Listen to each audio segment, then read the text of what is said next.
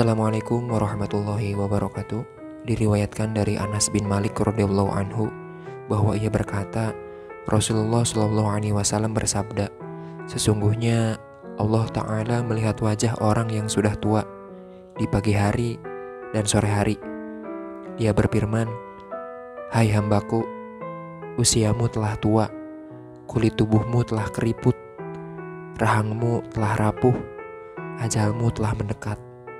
Sudah waktunya kamu menemuiku, maka merasa malulah kamu kepadaku, karena aku malu menyiksamu di neraka karena ubanmu.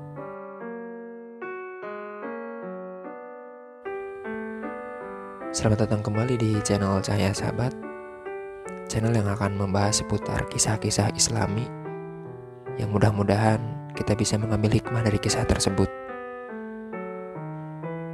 Pada zaman modern seperti ini, kita masih banyak menemukan anak-anak yang tidak menghormati orang tuanya. Sungguh sangat disayangkan, padahal agama Islam mengajarkan untuk menghormati yang tua dan menyayangi yang muda. Ada salah satu kisah sahabat Ali radhiyallahu anhu yang sangat menghargai orang yang sudah tua karena perbuatannya itu. Bahkan Rasulullah Shallallahu Alaihi Wasallam yang sedang melakukan sholat berjamaah bersama umat muslim lainnya ditahan rukunya oleh malaikat Jibril lumayan lama. Bagaimana kisahnya? Mari kita simak, dan semoga kisah ini bisa menjadikan contoh untuk kita dalam kehidupan sehari-hari. Diceritakan bahwa suatu ketika sahabat Ali radhiyallahu anhu tengah pergi berjalan cepat untuk menunaikan sholat subuh berjamaah. Di tengah-tengah jalan, ia melihat orang yang sudah tua berjalan pelan dan tenang di depan sahabat Ali.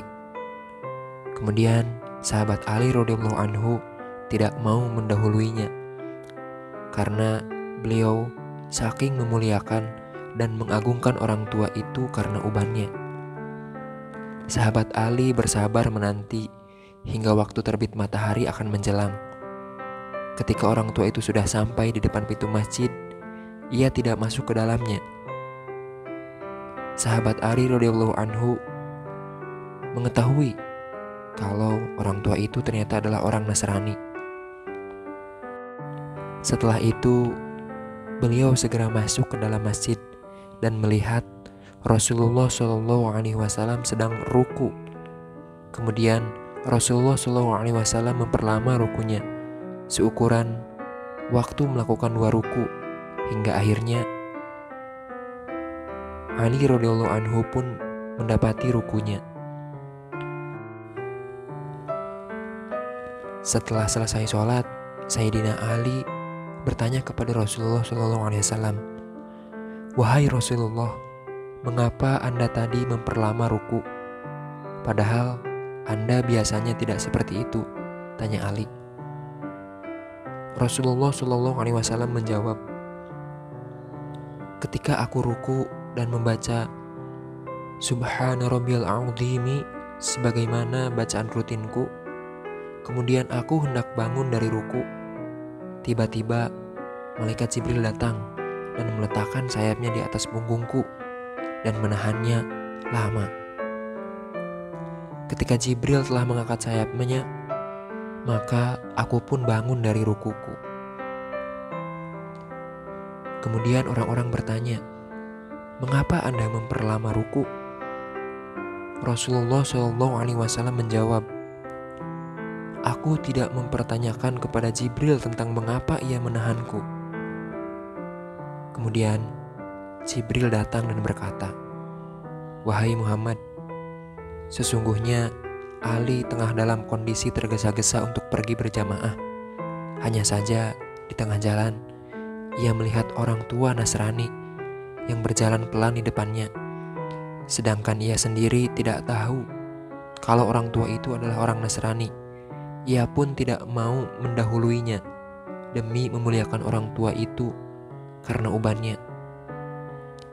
Ia mengedepankan hak orang tua itu. Kemudian Allah memerintahkanku untuk menahanmu saat ruku agar Ali mendapat jamaah sholat.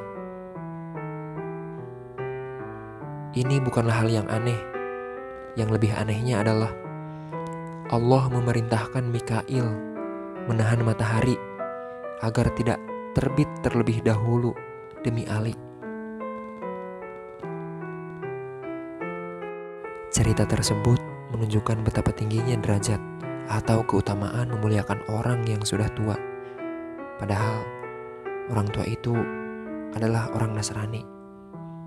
Selaku muslim, kita harus bisa agar selalu menghormati orang tua dan menyayangi yang muda.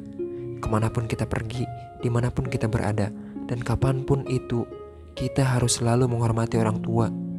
Jangan menyakiti hatinya, jangan menyelanya ketika dia berbicara, karena setinggi apapun pendidikan kita, adab lebih utama daripada ilmu. Saya Cahaya Sahabat, semoga kisah ini bermanfaat bagi kita semua. Wassalamualaikum warahmatullahi wabarakatuh.